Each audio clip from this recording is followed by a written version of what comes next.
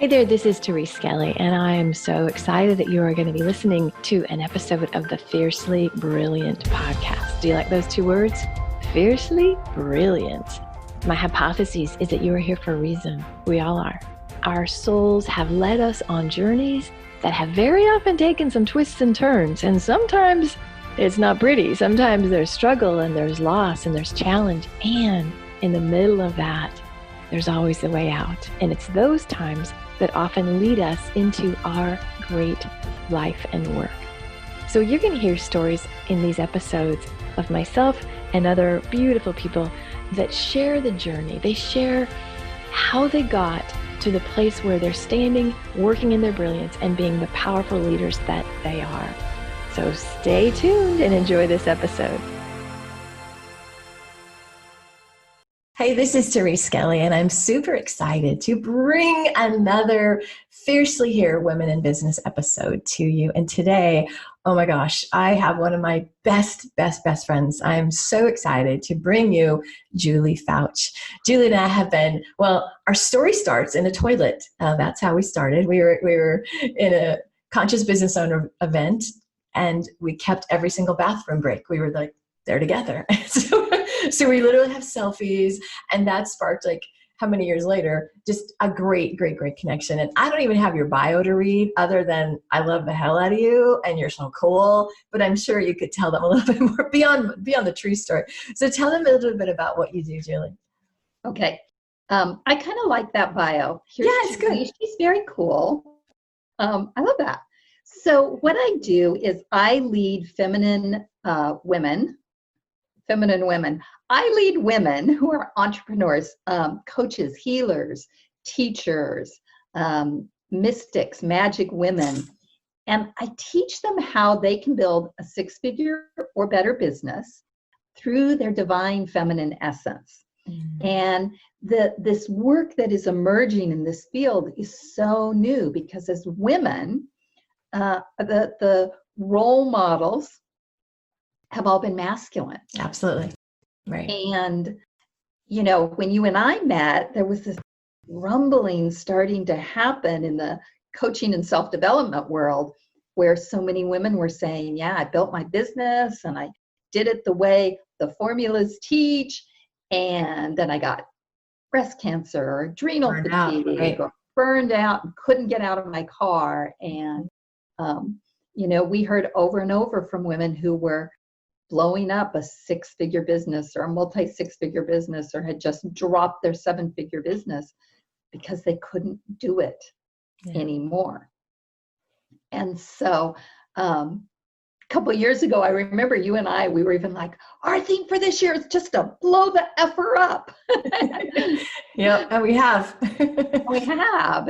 And so it's constantly looking at, instead of looking at what does the formula or the guru teach us, we're looking at, okay, where is source leading us? Mm-hmm. And how do we become more source-filled or soulful in what we are creating in our business? And that is a big, scary, exciting thing. And it's scary because we don't always have the pathway. Right. We often don't have the pathway, right? It's really seductive to sell a formula. Here's a 7-step formula. It will take you to 6 figures. But when you are source guided or intuition guided or feminine energy guided, there's no formula. It's like completely co-created with the divine and your energy. And so it's like, it's much easier to sell the formulas. And so the work you and I do is outside the box, outside the formulas. So. Even when it comes down to like podcasting, how are we going to do podcasting differently? Right. Like, how are we going to be different than everybody else out there? How are you? I'm so excited to see how you're going to do this. Well, probably will swear a lot, you know, and I mean, you saw I avoided that word, but you know, I know, if we are going to mark this as explicit from the beginning, I think I should do that. Thank you for noting that. Yes. So how we're going to do it differently is, so one of the ways I want to do this podcast differently, Julie, is I want to speak the truth. right? I don't want to bring people on that are talking from their head or trying to look good. I want fucking real people. I want women that come on and just speak the truth. Because when we are real, when we share our vulnerabilities, when we share the journey stories, other women are like, oh, you did it. I can too. So hopefully that's how this is different, right? I like that. Cool. Really nice. Well, so, this is called Fiercely Here, Women in Business Podcast. So what does it mean to you to be fiercely here? I mean, I know you've seen my manifesto, but I think everybody has their own version of what that means. So 2 questions. What does it mean to you? And today, how do you live that in your life and your business? Such good questions. The first question, what does that mean to me? To be fiercely here. Yeah. Fiercely here means I've got to be present to myself to start with. Nice. Like there's no bullshit here. Like if I wake up and I'm feeling funky, then it's not put on a happy face and let me put on my mask and go out in the world. It's like, stop. Why am I feeling funky? Whose energy am I carrying? Yeah. Is it mine? If it is, what part of me is carrying that? Like, take care of me. Be very honest and rigorous with me. Mm-hmm. Being really willing to say, I'm putting stuff out there and I'm going to make mistakes because I'm not waiting for perfection. Because y'all, if I wait for perfection, you're never going to see it. We wouldn't show up. Yeah. Right. Perfection's not my wheelhouse. And not in many people's wheelhouse, let's just say. So there's that place. Being fiercely here means me being here, even in my imperfection, in my uncomfortableness. Yeah. And in that, being fierce about taking stands that might be uncomfortable. Saying things that might be uncomfortable. And as women, that's really hard to do. We are ancestrally, it's handed down to us to be nice and marriageable. Well, when I speak this term, if you look at the dictionary definition of fierce or fiercely, there's not really fiercely. So the word fierce, it's aggressive. And I think women confuse being fiercely present for themselves. It's either, oh, but I'd have to be a bitch, or they wouldn't like me because I'd be so aggressive. And so let's just disabuse that now. That is not what we're talking about. But that's the cultural, can we say the patriarchal bullshit that has kept us suppressed? That like, oh my God, or the famous, oh, she's on the period today. That's why she's acting that way, right? There literally are cultural constraints on a woman being bold and just owning herself and setting boundaries and taking stands. And there's a lot of shit that counteracts that. So that's why you and I were here doing the work going, you be you, right? So. Yeah. And part of it for me is a mama bear energy. Oh, hell yes. Oh, yeah. They call you Mama T. Mama T. We got Mama T and Mama J. There we go. But she's got grandkids, so I only get 2. She's got like lots of people to mama energy. Oh, don't talk about the grandkids. Okay. Maddie's energy lately has just been like, okay. You're only 8, stop. But that fierceness is like part of my work is to create a better planet for them. Yeah. So that they come up in a world where they're not constrained the way I felt constrained, the way you and I felt constrained, where a strong, powerful woman doesn't automatically get trolled when she says something on Facebook. Or dismissed. Happens. Or dismissed. So, I brought you on because I know your story. You weren't always this fierce. And so can you share a little bit about the story and the seeds of that and how it led you on the path today? And kind of, here's why I do this, people watching, is because I want you to have hope. I want you to, you can look at Julie. She's, got a great business. She's industry leader. She's amazing. And you could easily look at her and say, well, oh, she must have had it easy. I'm sure she was born with a silver spoon, or she's got a husband that takes care of her, right? Because women sometimes are assholes to other women. That's also a problem. You should celebrate other women. You should be like, woohoo! I love that you're making so much money, sister. Like, you really want to be in that energy, FYI. But you can look at successful women and say, well, they couldn't relate to where I am. And guess what? We all have our stories. And so I'm bringing women on, and I'll tell my own sometimes, is often the story is the catalyst for the work. And the story is the thing that creates the pathway to the fierceness, right? And so Julie's a miracle. Like, seriously, what she has gone through and who she's come out on the other side. So she embodies being fiercely here. So you want to share? Sure. So let's talk about the silver spoon I was born with. I'm the oldest of 5 kids, and I thought it was normal to grow up wearing the neighbor's hand-me-down. The year I got 3 outfits for school instead of 2 was really exciting. I thought we had made it. Yes. So yeah, I grew up without a lot of money. I grew up as the oldest of 5, and I grew up in a family where my dad actually said to me as a grown-up, he said, I thought that I was supposed to raise my boys to get along in the world and raise my girls to be taken care of. And so, he was coming out of a different generation. Absolutely. That's what it was. And that's what it was. And, my grandmother worked, but she left. She had 7 kids. She left after my grandfather left, came home before he came home and had dinner on the table. He didn't know that she worked. No. Oh my gosh. Yeah, she was a high-powered executive secretary. That's crazy. Yeah. So that's where I grew up. And what that led me to was to get married right out of high school to someone who believed that fear equaled respect, and that he was bigger than me, and he made the money, and I took care of the kids, and we were equal unless we disagreed, and then he was the boss. And I spent 20 years in an abusive relationship.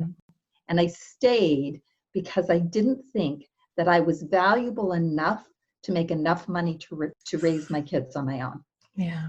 So I stayed in a place that was not good for me and not good for them, because I thought that it would be worse if I left and he got custody. So that makes perfect sense. And a lot of women sadly are in that place. And there's no judgment. There's no shame. Like, that was a choice you made.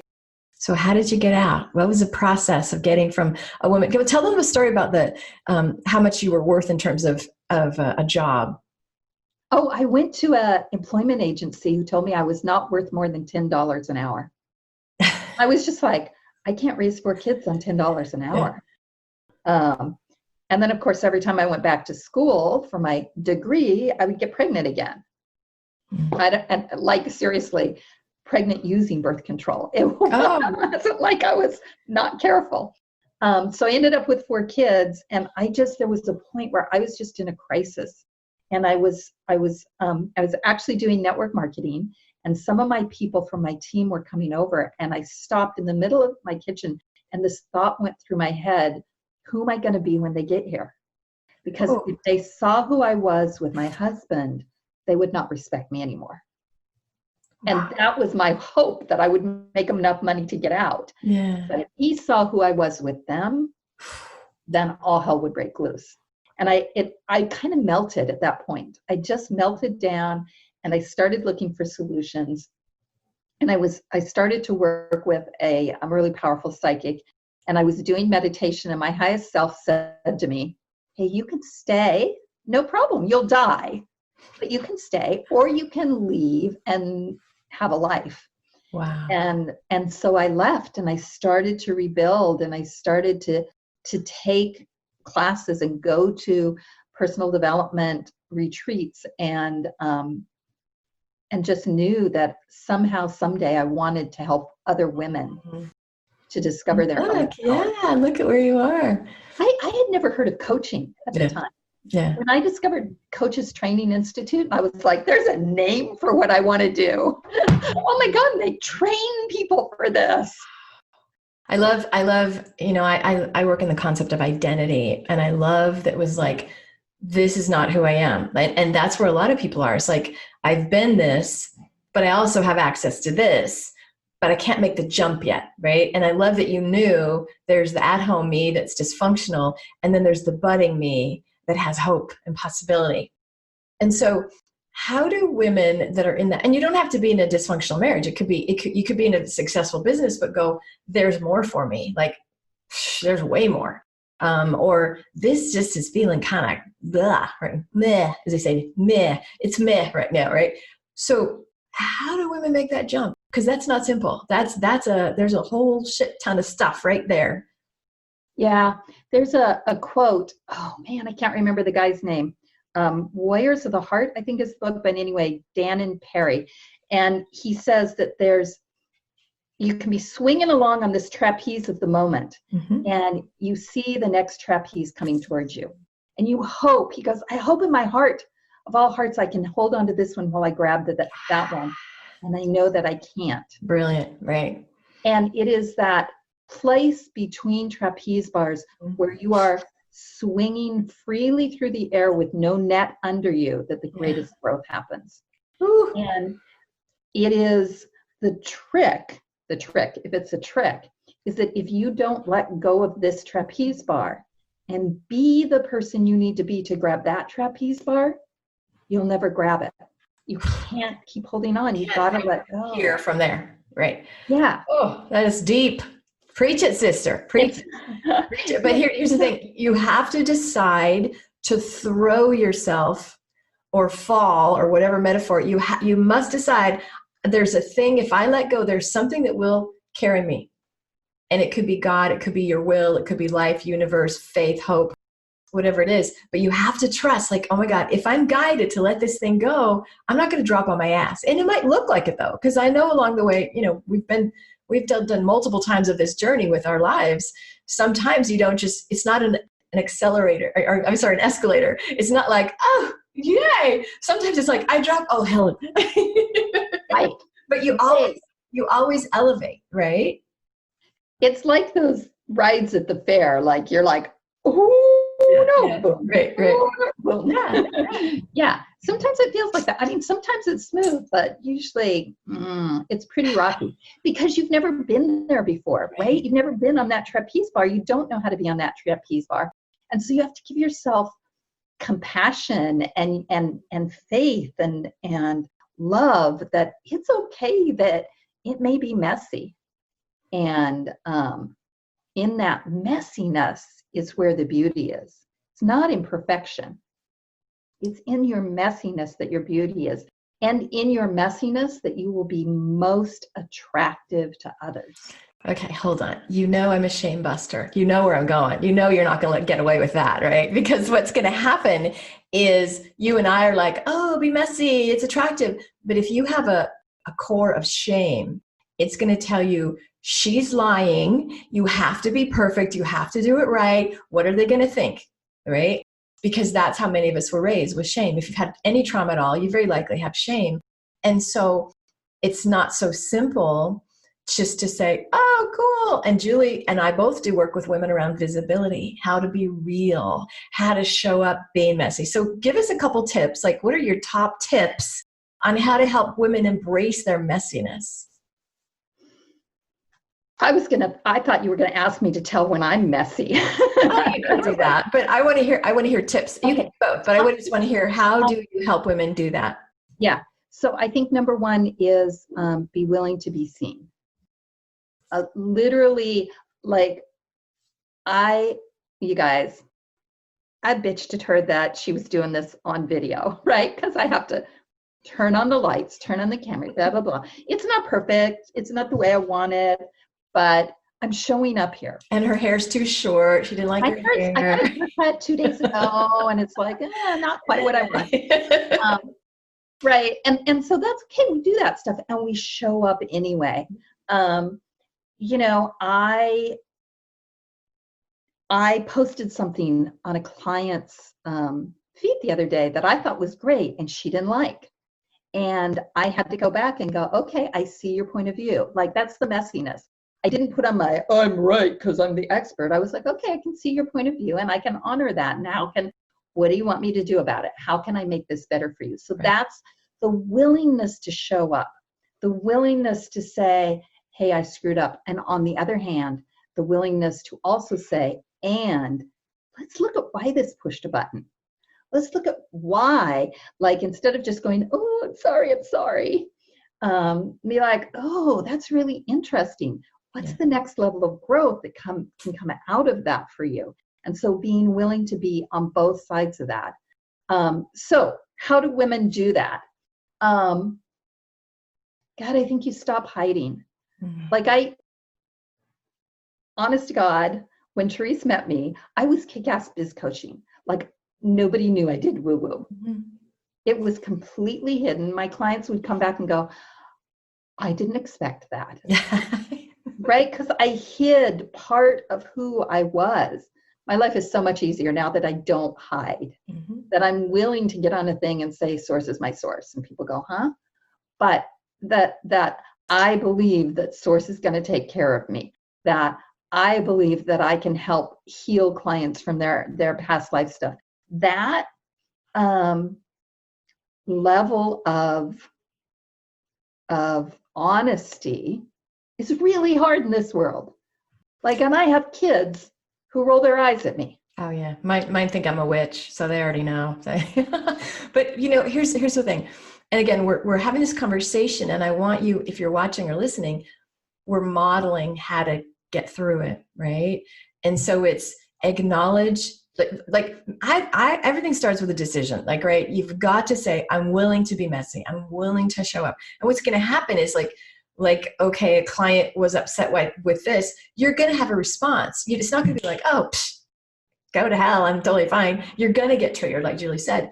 Do the work, go in. Like, that's what we do for each other. We're on the phone a lot. Like, oh my God, I got triggered. What do you think about this? Whoa, like my little kid's screaming right now. We do this with each other and for each other. So you want to expect that. You want to expect, okay, this isn't going to be a super clean process. And here's one of the most important things. Julie, I probably was one of those people that said, kick-ass business? Like, what? I don't get that. Because sometimes, and as she does to me, right?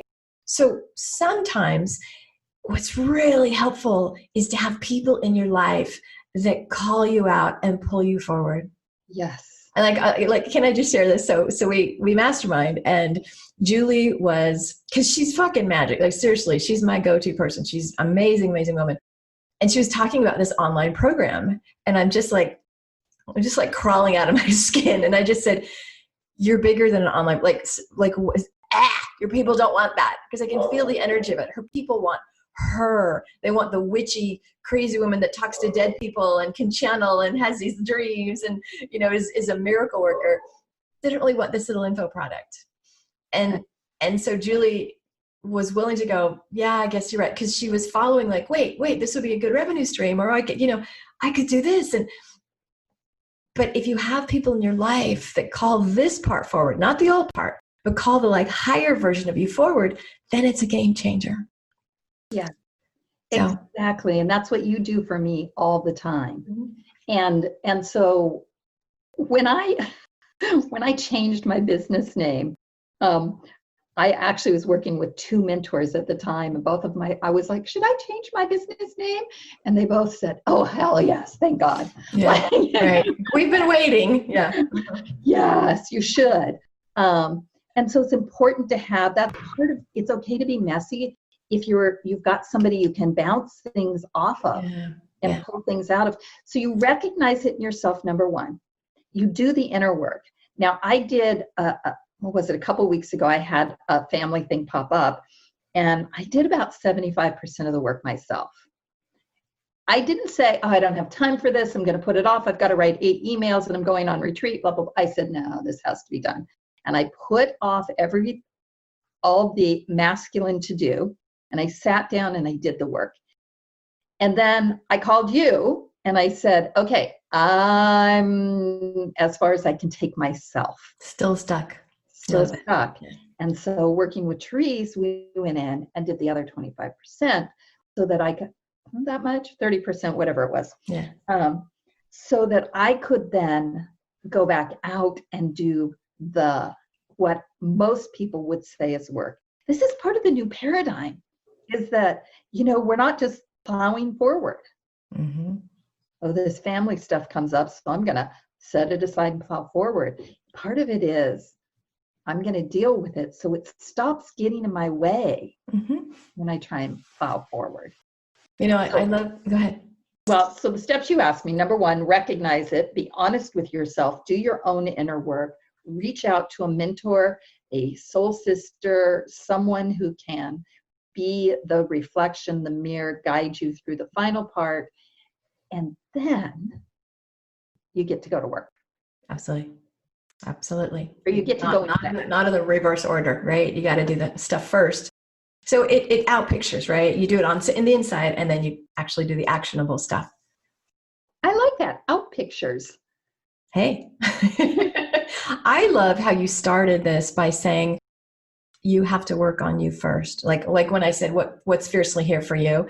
It is, I put myself first, because I think a lot of us in the beginning, it's not fiercely here to be in deprivation or neglect or exhaustion. It's the opposite. It really is the old paradigm for women to be selfless and pissed and empty, and or getting their emotional needs met by codependent serving or overgiving.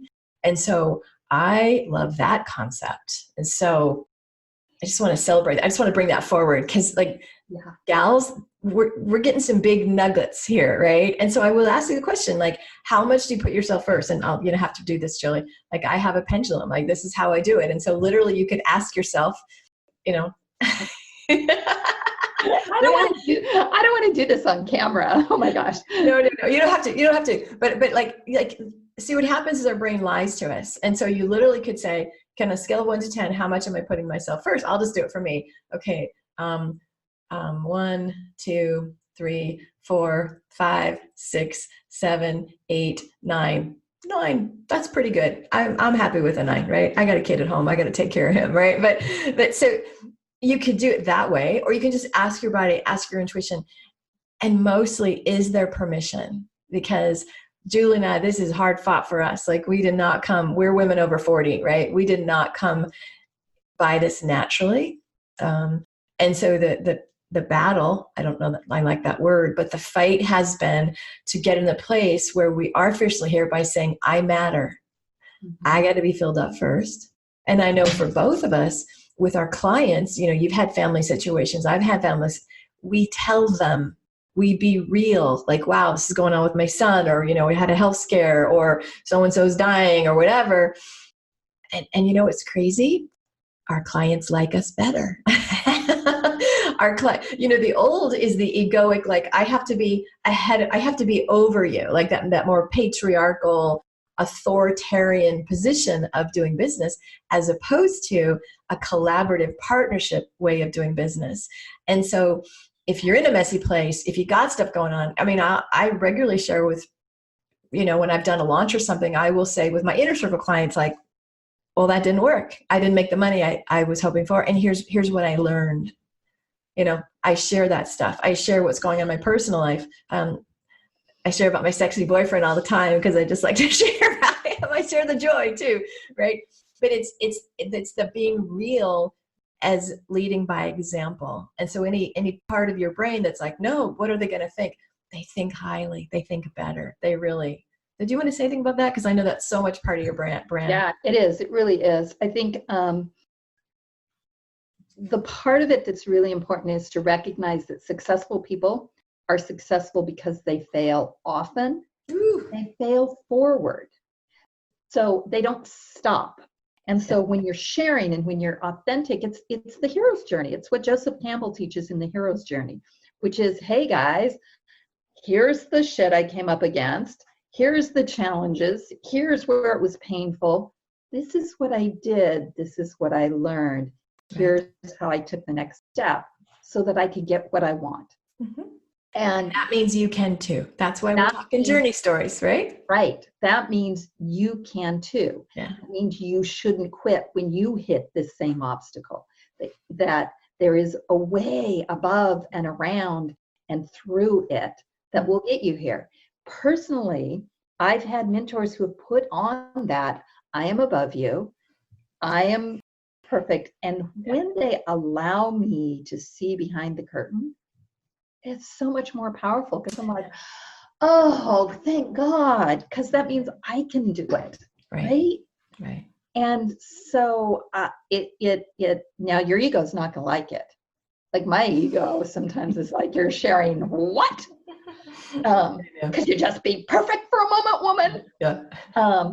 But even to the point, oh my gosh, this was such a great thing. I do a live event every year. Therese comes out and supports me in the room.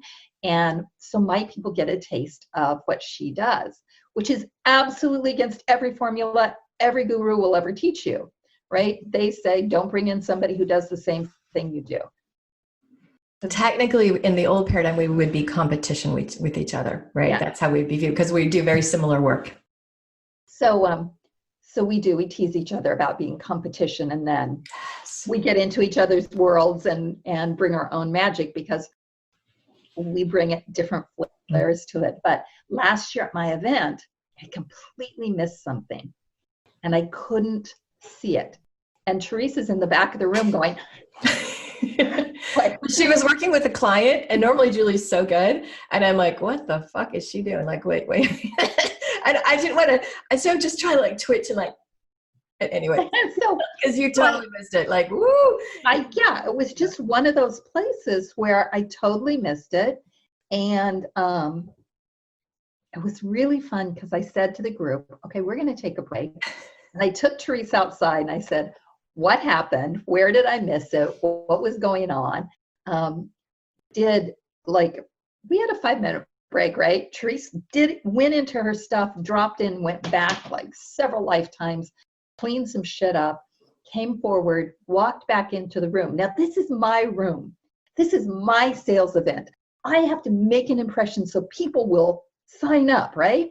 But in my head, it's more important that the work get out in the world than that I get clients. Yes. And so I stood up in front of the room and I said to this woman, I'm really sorry I missed it. It did not do you any service. Can we start over?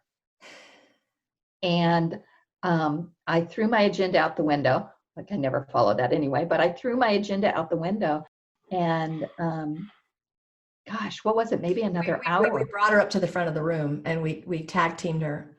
And the magical part was the women, and that was what she needed because the woman that we're working with got the healing. But more important, all the women in the room were like, oh my God, for you to acknowledge that, like, I can make a mistake now. I don't have to be perfect. Like the teaching that Julie just did, just being in her authenticity and allowing me to come in and say, not the right path. Let's go with this other path. You know, so number one, she demonstrated letting somebody support her. Number two, she demonstrated being real and vulnerable. Number three, she demonstrated it's okay to be authentic and say, I kind of fucked up. I missed that and you deserve better. And all the women in the room were like, I think you had a really great sales year because of being real, because of just like, hey, I'm going to teach what's real. Because we could have, the room didn't know. Like it could have been like, you could have like, okay, next.